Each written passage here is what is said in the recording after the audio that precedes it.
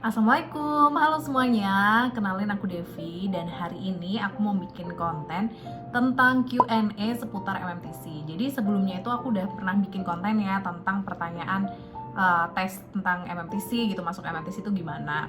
Nah ternyata dari konten itu banyak banget nih dari kalian yang tanya-tanya, tapi belum sempat aku balesin satu-satu mungkin ya.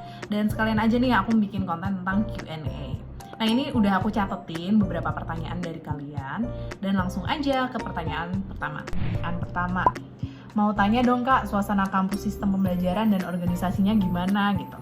Oke, buat suasana kampus ya seperti kampus-kampus pada umumnya ya. Cuma kalau di MMTC ini mungkin karena D4 ya praktek jadi lebih sedikit gitu mahasiswa atau mahasiswinya. Nah kalau pengen tahu langsung suasana kampusnya bisa langsung datang, tapi karena lagi pandemi ya, jadi kayaknya lagi dibatasin banget gitu. Dan buat sistem pembelajarannya, nah untuk sistem pembelajarannya ini ya seperti pada umumnya, cuma kalau di MMTC itu per semester kayak kita tuh udah dipaketin gitu loh pelajarannya, per SKS-nya kayak gitu udah dipaketin. Cuma waktu di angkatanku ya, aku angkatan 2017 itu, jadi bisa ngambil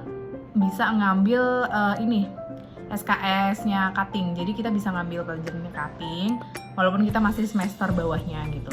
Tapi untuk lulusnya itu sama aja.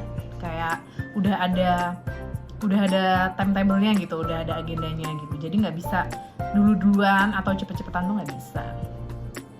Nah untuk organisasinya itu kan ada BEM gitu ya. Cuma di sana tuh juga selain ada BEM, ada banyak UKM.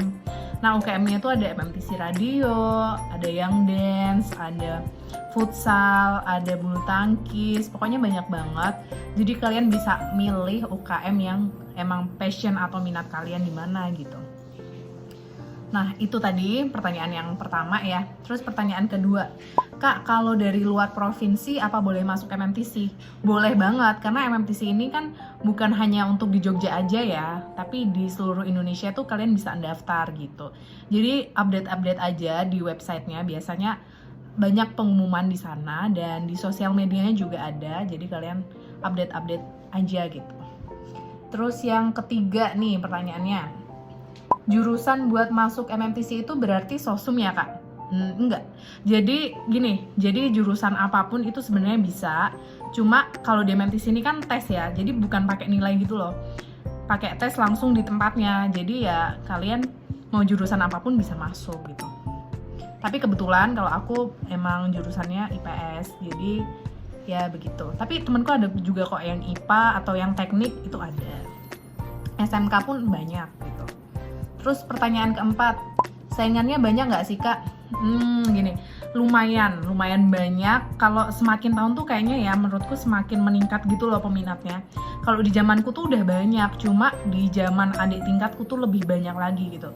Kayaknya per tahun tuh banyak, sempet dengar waktu itu ya, yang daftar tuh sampai ribuan gitu, yang keterima ya cuma berapa ya, paling 300 mungkin untuk semua jurusan gitu. Nah, pertanyaan kelima nih. Gelombang 1 dan gelombang 2 selisih waktunya berapa hari? Bukan berapa hari sebenarnya, tapi berapa bulan gitu. Nah, waktu di 2017 itu aku kan daftar ya di bulan Maret. Nah, tapi yang gelombang pertama ini aku nggak keterima gitu, nggak masuk. Kayaknya ada lagi itu di bulan Mei dan itu gelombang 2 aku masuk gitu. Jadi kayak 2 bulanan lah ya, kayak gitu deh kayaknya. Terus yang ke-6 nih pertanyaannya. MMTC masuknya pakai nilai UTBK nggak kak? Yaitu seperti yang tadi aku dijelasin ya, kalau MMTC itu nggak pakai nilai. Jadi tesnya langsung di tempat, tesnya ada CBT dan wawancara gitu. Jadi kalau kalian pengen masuk ya harus tes dulu gitu, nggak bisa pakai nilai aja. Terus dan ini pertanyaan terakhir, aku bakal jelasin, yaitu pertanyaannya tentang biaya kuliah dan hidup. Biaya kuliah itu kalian bisa langsung cek di websitenya, karena per jurusan tuh beda-beda nih. Misalnya Manarita sama Naproci itu juga beda gitu loh, sama Matex pun beda. Jadi kalian bisa langsung cek di websitenya sesuai jurusan yang kalian pengenin. Di situ biaya pendidikan sampai kita lulus pun udah ada, jadi jangan khawatir. Kalau untuk hidup sebenarnya itu masing-masing kan, masing-masing dari kita gimana. Cuma ya kalau rata-rata misalnya mau ngekos deket MMTC ya 500 sampai 600, tapi juga ada yang 400-an gitu. Tapi waktu itu aku juga sempat ngekos ya, ini kosku itu udah wifi, tapi kamar mandinya luar, tapi bersih gitulah ya, wifi, habis itu luas kamarnya, itu 600-an gitu.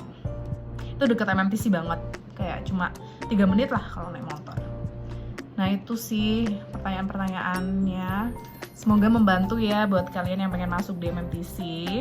Dan kalau kalian bingung-bingung, sebenarnya itu di website MMTC itu udah lengkap. Cuma kalau kalian masih pengen tanya, langsung cek Instagramku aja. Kalau ada waktu semoga aku bisa menjawab. Gitu. Nah itu tadi pertanyaan-pertanyaan dari kalian. Semoga jawabanku membantu ya. Nah semoga video ini bermanfaat untuk kalian yang pengen masuk di MMTC, dan semoga juga yang pengen masuk keterima gitu ya, diberikan yang terbaik juga buat kalian. So sampai sini dulu aja video kali ini. Sampai ketemu di video selanjutnya. Bye bye.